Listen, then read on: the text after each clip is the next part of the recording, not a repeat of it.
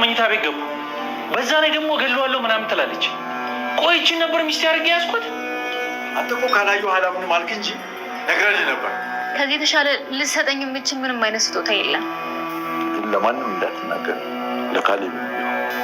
አባዬ ለእኔ ችግር የለውም፣ አንተ ግን ተጠንቀቅ እንዳትናገር። ለእኔ ምንም ችግር የለም። ታዲያ ምን ይቀረናል ለመሄድ? ወረቀቶችን ይዞ መሄድ። አምጡ አባዬ፣ ወረቀቶችን የያዛቸው እንሂድ አይደል? እንዴት ናችሁ? ካሌብ ለምን መጣ? ማለቴ እንዴት መጣሽ? መጣሁ፣ ናፈቃችኝ። ቤቱን እኮ በራሴ ስም ሊያደርግ ሰነድ ይዘን ስንወጣ ነው የደረሰብን። ታዲያ አንቺን ምንድነው እንደዚህ የሚያደርግሽ? እነሱ እስከሚያውቁብሽ ድረስ። አንተ ምን ሆነህ ነው? ምንም አልሆንኩም። ሌላ ጊዜ አይደርስ። መገላገል አትፈልግም እንዴ? ይኸውልሽ ከኔ በላይ መገላገል የናፈቀው የለም። ግን ደግሞ እንደዚህ አይደለም። ዳንኤል ትንሽ ህሊና አለው። ይገባዋል ብዬ ብዙ ሞከርኩኝ። እሱ ግን ምንም አይገባው። ጋሼ ቤቱን በቲና ስም ሊያደርገው ነው። ደግሞ ችግር እንዳትፈጥሪ። ወዶ ካረገው ተይ እንጂ። በዚህ ጉዳይ እኮ ብዙ ጊዜ ችግር ፈጥረሽ ታውቂያለሽ። ገና ነው። መቼ አለቀን? አለቀ እንጂ አባዬ፣ ከዚህ በላይ ምን አለ? ነገ ደግሞ ያለውን ነገር እናስተካክላለን። የቤት ባለቤት ትሆኛለሽ። አሁን እኮ እኔ እውን ሆነ የምፈልገውን ነገር ሁሉ አደርጋለሁ። ይኸውልሽ የኔ ፍቅር እያታለሉን እንዳይሆን። እኔን ማንም ሊያታልለኝ አይችልም። ለዛ ነው ከሱ ጋር ሁን ያስጨረስኩት። ከዚህም በኋላ የማንም ገረድ አይንቀኝም። እሺ መብት አለኝ። ቆይ ምን አግኝተሽ? የኔ ፍቅር ሚስጥር ነው። እሺ እናንተኛ ልግባ። ሰክሪ ባልና ወንድም ይታረስብሻል። እኔ እኮ ዳኒ ቀባጥረሻል። አዎ የምሬ ነው። እንደዛ ተያልኩሽ ጥምቢራሽ እስኪ ዞር ጠጥተሽ የማን ችግር ፈጥረሻል። አባዬ እኮ አባዬ ምን ቤቱን እኮ በአንቺ ስም ይሁን ብሎኝ ነው። እንዴ ምን? እኔ እኮ በካሌብ ስም አድርገው ብዬው ነበር። እምቢ አለ። ሴት ትሻላለች አለኝ። ነይ ቀፊ። ቲናና ዳኒ በስተመጨረሻም ደስታቸውን እንግዲህ ሁለታቸው እያከበሩ ይገኛሉ ማለት ነው። ቲና እጅግ በጣም ደስ ብሏታል፣ ያሰበችው ነገር ስለተሳካለት ማለት ነው። እንግዲህ ተሳካልኝ ብላ ነው የምታስበው።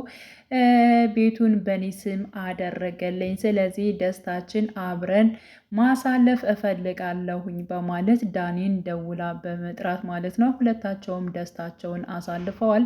ግን ደግሞ ሁለታቸው እጅግ በጣም ስለሰከሩ ወደ ቤት ሲመለሱ እጅግ በጣም መናገር ወይንም ደግሞ ማለት የሌለባቸውን ነገር ሲናገሩ ነበረ። በቃሊብ ፊት ፍቅረኛ እያለች ማለት ነው። ወደ ውስጥ ብንገባ ምን ይመስላል እያለች እንግዲህ ዳኒን ስታናግረው ራሱ ቃሊብ ሰምቷል። እንዲሁም ደግሞ ዳኒም ስለሰከረ አሁን ላይ ሁሉን ነገር ተጨረሰልኝ፣ የሚሄድበት ጊዜ ደረሰ እያለ ደግሞ እሱ ሲናገር ነበረ። ዳኒ ወደዚህ ቤት የገባው እንግዲህ ቲናን አፍቅሯን ሳይሆን ለገንዘብ ብሎ ነው። ሌላ ለማግባትና እንዲሁም ደግሞ ከሀገር ለመውጣት እቅድ እንዳለው እንግዲህ ዛሬ ትሁት ስትናገር ሰምተናታል ማለት ነው። የቃሊብ አባትም ያው በጣም ብዙ ነገሮችን እንዲነቃ እንደውም ለዳኒ ነግሬው ነበር። ዳኒ ሰውን መጉዳት አይፈልግም፣ ብር ነው የሚፈልገው። እሷ ግን ሰውን ከመጉዳት ወደ ኋላ አትልም በማለት የቃሊብ አባት ሲናገር ነበር። አባያውን ምንድን ነው የምንጠብቀው? በቃ ሁሉን ነገር አየን እኮ ለምንድን ነው በማለት እስኪ ቤቱን ደግሞ በስሟ አድርገን ከዛ በኋላ የምታደርገውን ወይንም ደግሞ የምትወስደውን እርምጃ ያላትን ጸባይ ማወቅ እፈልጋለሁ በማለት እንግዲህ የቃሊብ አባት ተናግሯል ማለት ነው። ሰላም ጤና ይስጥልኝ የቻናሌ ተከታታዮቼ ቤተሰቦቼ፣ በያላችሁበት ሰላማችሁ ይብዛልኝ። ለቤቴ አዲስ የሆናችሁ የደውል ምልክቱን በመጫን ቤተሰብ ይሁኑ። ነባር ቤተሰቦችም ስለምታበረታቱኝ እጅግ በጣም አመሰግናለሁኝ። እንግዲህ ግፈኛዋ ሚስትና እንዲሁም ደግሞ የሰራተኛዋ ፍጥጫ ተከታታይ ድራማ እጅግ በጣም እንግዲህ አሁንም በአጓጊ ሁኔታ ቀጥሏል። በ5 ግለሰብ የሚሰራ ተከታታይ ድራማ በውስጡ በጣም ብዙ ነገሮች ያሉት ማለት ነው። የዳኒና እንዲሁም ደግሞ የቲና ክፋት ወይንም ደግሞ የሰው የሆነን ገንዘብ እንዴት አድርገው ለራሳቸው ለማድረግ የሚሄዱበትና እንዴት አድርገው ክፋት እንደሚሰሩ የነሱን እንትን የሚያሳይ ነው። የነሱ በመጨረሻ የሚዋረዱ ወይንም ደግሞ ያልሆነ ነገር የሚወድቁበት ነገር እየደረሰ ነው ብዬ አስባለሁ አሁን ላይ ማለት ነው።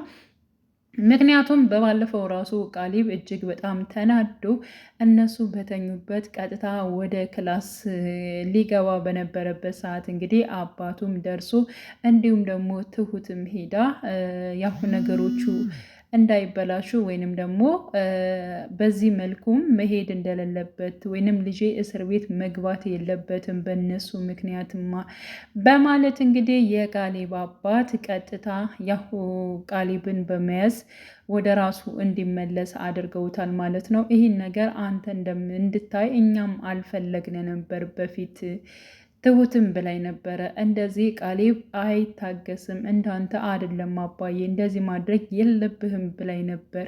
ግን አንተ ደግሞ ካላየህ አላመንከንም።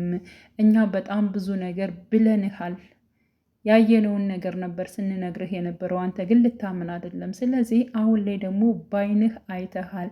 አሁን ላይ ቀጥታ ሄደ ልብስን እንድትቀይር እፈልጋለሁ። ወደ ራስ ተመለስ፣ በቃ ከፊልድ ተመልሻለሁ ብለህ ልብስን ለብሰ እንደገና እንድትመጣ እፈልጋለሁኝ። ስለዚህ ወደ ራስ ወደ ማንነትህ ተመለስ እንጂ ነገሮችን በሙሉ እንዲዘበራረቁ አልፈልግም። አንተም ልጄ እስር ቤት እንድገባ አልፈልግም። እነሱን በቁማቸው ገና እንገላቸዋለን በማለት እንግዲህ የቃሊብ አባት ተናግሯል ማለት ነው። እንግዲህ ቃሊብም ወደ ራሱ ተመልሷል።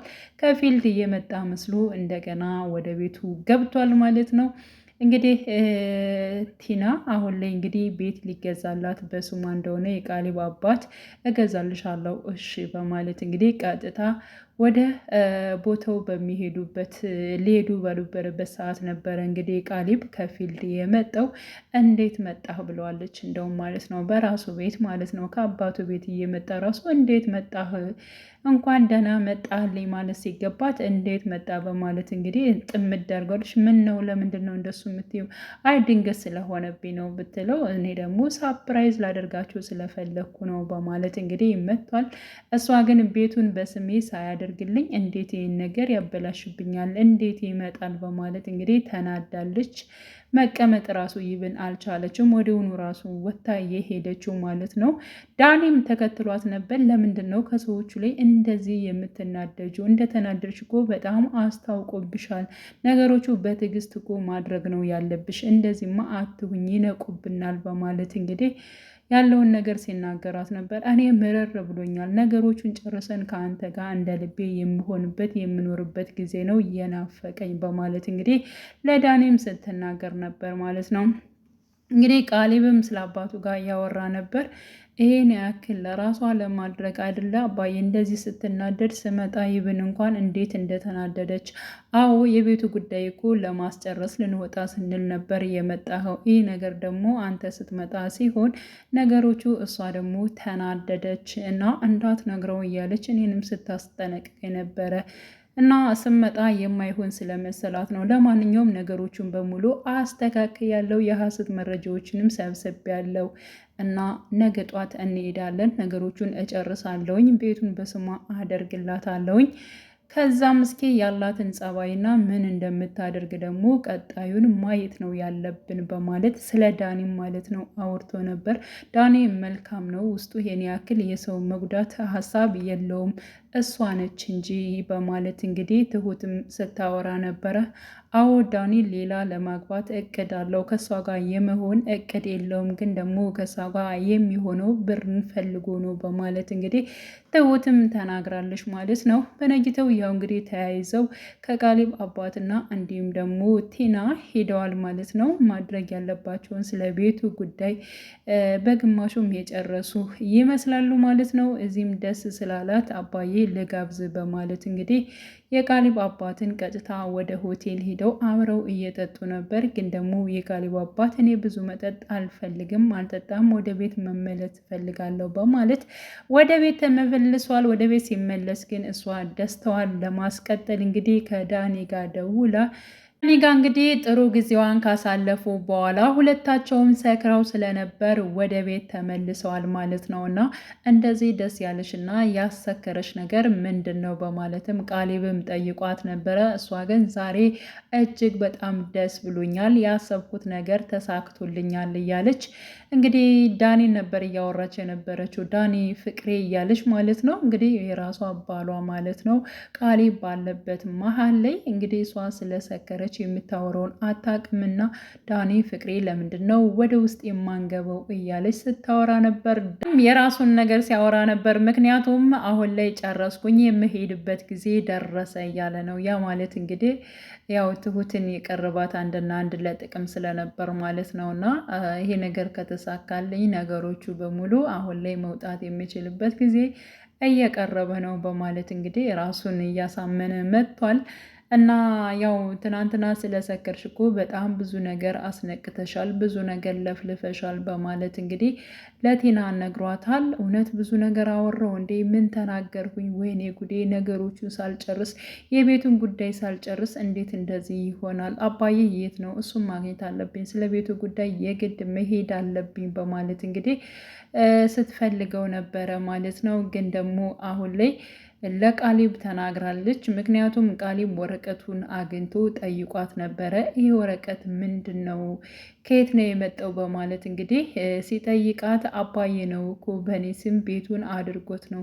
እኔ ግን እኮ በቃሊብ ስም አድርገው ብዬ ነበር፣ ባንተ ራሱ አድርገው ብዬ ነበር። ግን ደግሞ አባዬ ሴት ይሻላል በማለት በእኔ ስም አድርጎታል። ለማንኛውም እጅግ በጣም ደስ ይላል፣ ችግር የለውም። የኔ ማለት ያንተ አይደለ ወይ በማለት አዎ እሱስ ልክ ነሽ፣ ግን እንዴት ሊሆን ቻለ የሚለው ነገር ነው በማለት ያው ቃሊብን በዚህ ምክንያት አልፎታል ማለት ነው። በነገራችን ላይ የዳኒ እንዲሁም ደግሞ የቲና መጨረሻ እጅግ በጣም ነው ጓጉተን የምንጠብቀው። ምክንያቱም አሁንም ማለት ነው ምንም አልተነቃብንም ብለው በጣም ብዙ ነገሮችን ስህተቶችን እየሰሩ ይገኛሉ። ዳኒ ግን ሁልጊዜ ተጠራጣሪ ነው። በአሁኑ ሰዓትም እንዴት ቤትን ያክል ነገር እንዴት ዝም ብሎ በስሙ ሊያደርግ ይችላል እያለ ጥርጣሬ ውስጥ ነው ያለው ማለት ነው። እና እንግዲህ ያልጠረጠረ ተመነጠረ የሚለው ነገር አለ። በስተመጨረሻም እንግዲህ ቲና እጅግ በጣም አወዳደቋ የከፋ ነው የሚሆነው ማለት ነው። ቃሊብም አሁን ለአባቱ እያለ ነው እየታገሰ ያለው። ቀጣዩ እንግዲህ ምን እንደሚያደርግ በተለይ በአባቱ ላይ ሌላ እርምጃ የምትወስድ ከሆነ በምንም ታምር አይምራትም። እንደው የፈለገው እስር ቤት ይገባል እንጂ ከአባቱ ላይ የሆነ ነገር ስታደርግ እሱ ዝም ብሎ አያያትም፣ ዋጋዋን ነው የሚሰጣት ብዬ አስባለሁ ማለት ነው።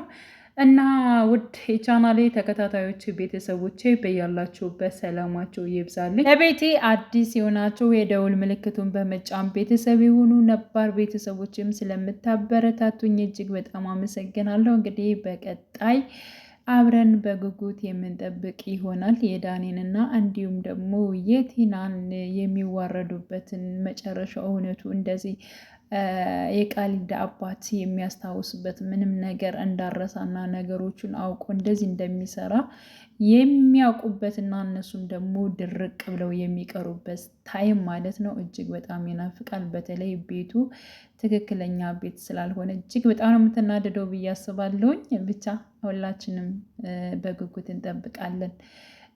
መልካም ጊዜ ተመኘውላችሁ በድጋሚ።